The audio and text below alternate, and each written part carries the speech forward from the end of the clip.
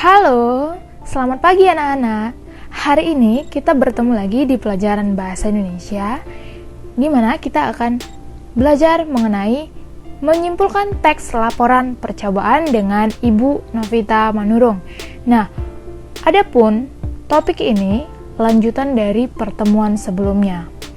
Sebelum itu, ada baiknya jika kita mengingat kembali apa arti dari teks laporan percobaan. Teks laporan percobaan adalah sebuah teks yang menyajikan paparan atas sebuah kegiatan percobaan, baik ilmiah ataupun bukan. Kita masuk ke menyimpulkan. Menyimpulkan teks laporan percobaan artinya adalah meringkas informasi yang terdapat pada garis akhir atau pendapat akhir yang ada pada teks laporan percobaan. Kita artikan dulu kata simpulan. Arti dari simpulan ialah suatu pengungkapan pendapat yang biasanya terletak pada bagian akhir teks. Nah, jadi kalau dikatakan menyimpulkan, artinya adalah meringkas, ya. Nah, di sini kita belajar bagaimana cara meringkas. Sebelum itu, kalian harus tahu dulu teknik-teknik membuat kesimpulan. Yang pertama, generalisasi, atau kata lainnya adalah kata umum. Apa ya arti generalisasi? Generalisasi adalah membuat kesimpulan dengan menarik garis besar dari teks percobaan. Nah, berarti generalisasi ini adalah cara membuat kesimpulan dengan mengambil bagian-bagian penting yang ada pada teks. Contohnya, Pevita Pierce adalah bintang iklan dan ia berparas cantik. Nah, pada kalimat ini bisa kita katakan ini adalah kesimpulan secara umum. Kenapa? Karena kita bisa menyimpulkannya langsung dengan hanya melihat Pevita Pierce. Nah, itu termasuk teknik generalisasi. Yang kedua, teknik analogi. Analogi adalah membuat kesimpulan dengan cara membandingkan antara satu objek dengan objek lain yang serupa, ya. Berarti ada dua objeknya ini dibandingkan. Bagaimana ya contohnya? Contohnya, Budi adalah anak yang penakut. Sikapnya ini membuatnya sering jadi bahan mainan teman-temannya.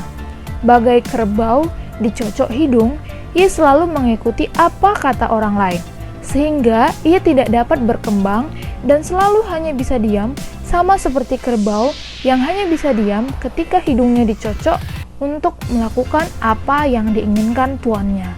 Nah, pada teks ini kalian dapat menemukan perbandingannya. Nah, perbandingannya di sini kan tadi terdiri atas dua objek ya, kalau analogi. Nah, di sini di dalam teks ini contohnya yang pertama adalah si Budi dan si kerbau, ya. Dibandingkan si Budi ini dengan si kerbau. Budi adalah anak yang penakut. Bagai kerbau dicocok hidung, yang mengikuti apa kata orang lain. Jadi si Budi ini orangnya nurut-nurut aja, sama seperti kerbau. Walaupun mereka berbeda rupa, tetapi memiliki sifat yang sama. Nah, inilah yang maksudnya dibandingkan. Ini termasuk ke dalam teknik analogi. Yang ketiga, yaitu sebab akibat atau kausalitas. Adalah penarikan simpulan dengan mengetahui sebab dan akibat dari suatu peristiwa. Ya, jadi kalau dikatakan sebab akibat berarti ada sesuatu yang terjadi. Biasanya ditandai dengan kata karena. Kita lihat contohnya. Berdasarkan peraturan Kemendikbud, bahwasanya seluruh siswa melakukan kegiatan belajar dari rumah karena pandemi COVID-19 belum berakhir. Nah, adapun kata yang berwarna merah ini adalah sebab dan yang warna biru adalah akibat, ya, karena ditandai dengan kata karena. Kenapa kita belajar di rumah? Karena ada COVID-19. Nah, itulah ada unsur sebab akibat.